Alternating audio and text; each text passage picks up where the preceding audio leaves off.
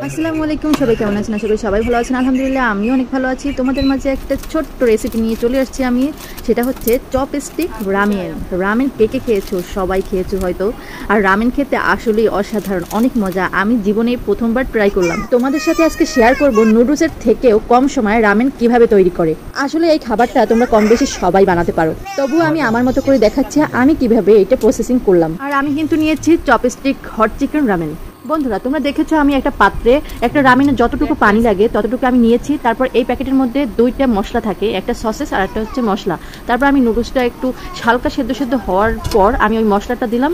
তারপর উঠানোর আগে সসটা দিলাম। ভাইরে ভাই, যে সময় গরম গরম পরিবেশন করেছি সেই সময় লুকটা দেখে আমি পুরাই ওই ভিডিওর কথাগুলো মনে পড়ছে। কোরিয়ানটা যেরকম চপস্টিক দিয়ে করে খাচ্ছিল, আমার ওই রকমই ঠিক মনে হচ্ছিল যে সব খেয়ে ফেলি, এত সুন্দর লুক। আর এর সাথে একটা ডিম পোস্ট করে নিতে চাইছিলাম, তার শালার গরমে ডিমটাই একদম পানি পানি হয়ে গেছে। তো কি করব, ওই দিয়ে কাজ চালিয়ে দিলাম। আমাদের রামেন রেডি। ভাই জাস্ট লুকিংটা জোস ছিল, জোস। আর খেতে তো এখন যে আমি কথা বলছি ওই সময়ের কথা মনে পড়ছে, আর এখন এগুলা দেখে মনে হচ্ছে এখন সব মুখে দেই। বন্ধুরা, আমার মনে হয় ওই সসটার জাদুই এইগুলা। সসটা যেই দিলাম সেই একটা ফ্লেভার, একদম ড্যাশিং একটা লুক, সেই অস্থির। কি আর বলবো ভাই, মানুষ ইচ্ছায় রামেনের ফ্যান হয় না, আর আমি তো পুরাই ফ্যান হয়ে গেছি। আর তোমরা রান্না করে খেয়ে দেখো। Tata, bye bye.